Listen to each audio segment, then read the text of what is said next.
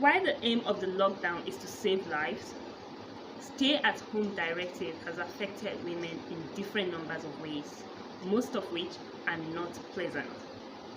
Hello and welcome to Zara Chenil TV. My name is Zara Chenil and I do videos on girl child education and everything that concerns the girl child.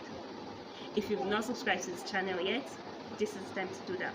Please hit subscribe and I promise you won't regret it. One thing we've seen so far is an increase in violence against women. Violence is a daily reality for women and girls across Nigeria.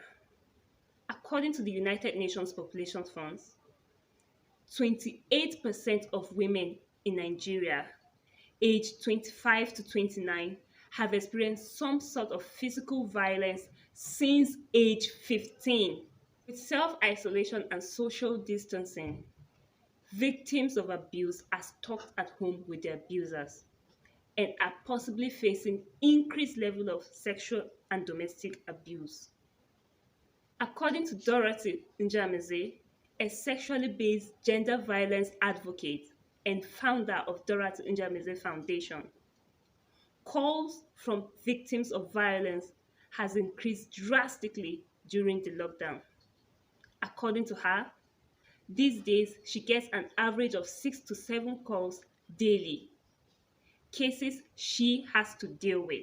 While restrictions are necessary to halt the spread of COVID-19, the lockdown could be causing pain on some women and girls in Nigeria. Beyond domestic violence, it is important to note that the militarization of some states has led to threats of violence towards women. In Warri, Delta State, a male officer of the armed force in a 26-second video has threatened to rape the women of Warri skin to skin and infect them with HIV in retaliation to the alleged murder of a soldier colleague in the state. While violence and threats of violence towards women persist during the lockdown, another threat that comes with being stuck at home is hunger. Some of these women are market women, food vendors, and petty traders who make a living from their daily incomes with little or no savings at all. Staying at home is really not going to be easy for them. I would like to call on the Ministry of Education to start making plans and putting things in order. The COVID-19 pandemic has forced school children all over the world out of school, Nigeria inclusive. After the pandemic, a good number of school children in Nigeria, especially those in the rural areas, will drop out of school, most of which will probably be girls. And this will further exacerbate gender gap in education and lead to increase in risks of sexual exploitations, early and unwanted pregnancies, and then eventually forced into marriage.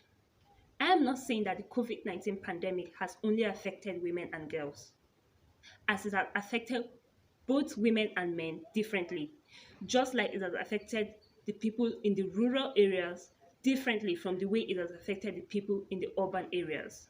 I am only saying that the government and we as individuals should strive to ensure that the impact of the crisis on the well-being of children, particularly girls and young women, are fully understood and taken into account in national effort response and in international corporations. Thank you for watching till this point. Please don't forget to give this video a like, subscribe and comment and share to all your friends. See you next time. Bye.